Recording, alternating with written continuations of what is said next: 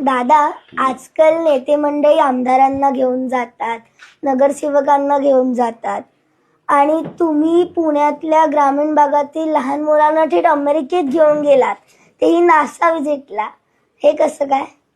बेटा काय झालंय, जिल्हा वार्षिक योजना म्हणजे डीपीडीसी असतं, त्या डीपीडीसी मध्ये आपण जिल्ह्यातल्या वेगवेगळ्या विकास कामं त्या ठिकाणी करू शकतो. नासा एक जागतिक पातळीची महत्वाची संस्था आहे.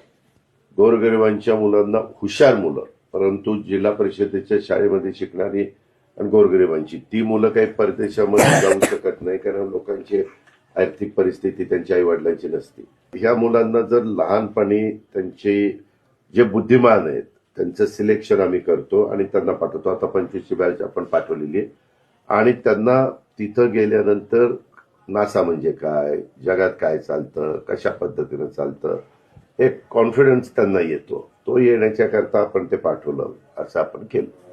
ओके, म्हणजे तुम्हाला फार्मर्सच्या मुलांना सायंटिस्ट बनवायचंय, ऍस्ट्रॉनॉट बनवायचंय ना? नुसतं शेतकरी नाही, काही जण शेतकऱ्यांची मुलं असतात, काही जण ज्यांची शेती नाही पण मोलमजुरी करतात, पण त्यांची मुलं हुशार असतात. अशी गोरगरिबांची मुलं की जे कधी पण हे विद्यार्थी दशेमध्ये परदेशात गेले नसतील, अशा मुलांना तिथं पाठवायचं आणि मग त्यांनी त्यांच्या बुद्धिमत्तेचा आणखीन चांगला वापर केला तर उद्याचे ते जबाबदार नागरिक होऊ शकतात, सायंटिस्ट होऊ शकतात. त्यांनाही लहानपणी कळतं, नाहीतर लहानपणी त्यांना इतक्या विचारलं की कुठं काय, तर ते नासा म्हणजे काय इथनं त्यांची सुरुवात व्हायची. आता खूप त्याच्यामध्ये